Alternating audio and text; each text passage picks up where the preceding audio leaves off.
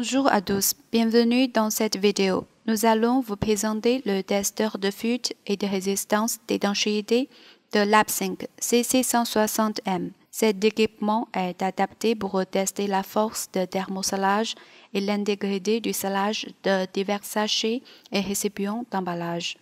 L'équipement adopte le principe de test de la méthode de pression positive. Il dispose de divers modes de test et réalise une surveillance en temps réel du débuteur d'admission et assure la cohérence de conditions d'essai. Les normes suivies sont ASTM F1140, ASTM F2054, STM F2096 et ISO 11607, etc. L'équipement comprend une unité de commande et un banc d'essai. La taille de la sonde de banc d'essai est de 10 mm et d'autres tailles sont également disponibles, par exemple 4 mm et 1,6 mm. Nous proposons également les dispositifs optionnels et personnalisés suivants. Le dispositif de test d'emballage ouvert LWST-0MB est utilisé pour le test de résistance à l'éclatement des emballages souples à 3 côtés scellés, tels que les sacs autoscellants, toy-bags, etc. Une petite note pour vous, la largeur d'ouverture maximale de l'appareil est de 300 mm et d'autres largeurs peuvent être personnalisées. Le dispositif de test en utilisant une plaque de retenue LWST-01R est adapté pour tester la force de thermosalage et l'intégrité du salage de divers sachets d'emballage qui sont complètement scellés dans des conditions d'expansion restreintes. Le dispositif utilisé pour l'essai de bulles selon la norme ASTM F2096 détection des fuites brutes dans les emballages par pressurisation interne.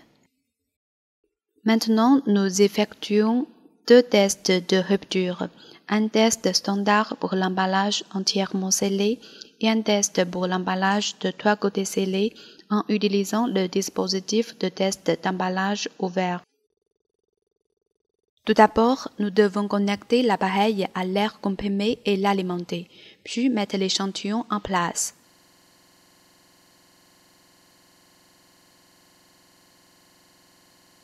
On peut voir que ce banc peut être déplacé de haut en bas et en avant et en arrière pour s'adapter à différentes tailles d'échantillons.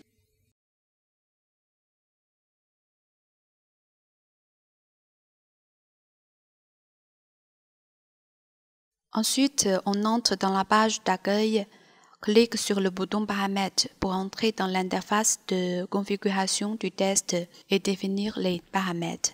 On voit que les modes de test sont test de rupture, test de fluage à rupture et test de pression de maintien. Ici, nous effectuons un test de rupture.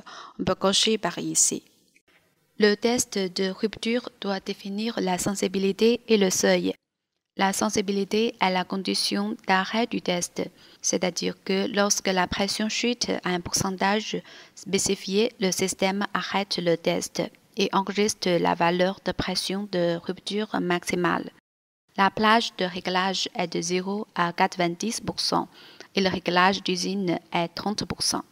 Seuil est la valeur de pression initiale minimale du test du système.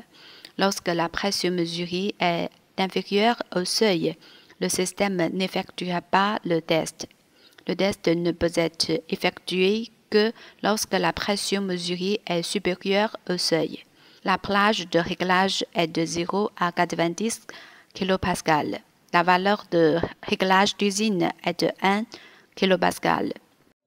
Et puis, on retourne à l'interface principale, clique sur le bouton Test. Le test démarre. Une seconde après le début du test, on tourne lentement la soupape de contrôle de début dans le sens anti-horaire pour augmenter le volume d'air d'admission, jusqu'à ce que l'échantillon se rompe.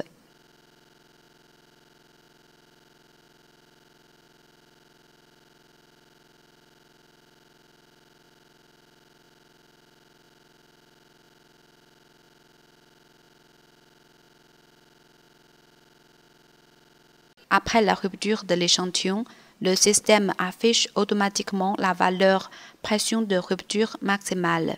On enregistre ou imprime cette valeur de rupture. On peut également consulter les résultats du test dans le rapport. Après le test, on retire l'échantillon et coupe l'alimentation. Voilà un processus complet d'essai de rupture.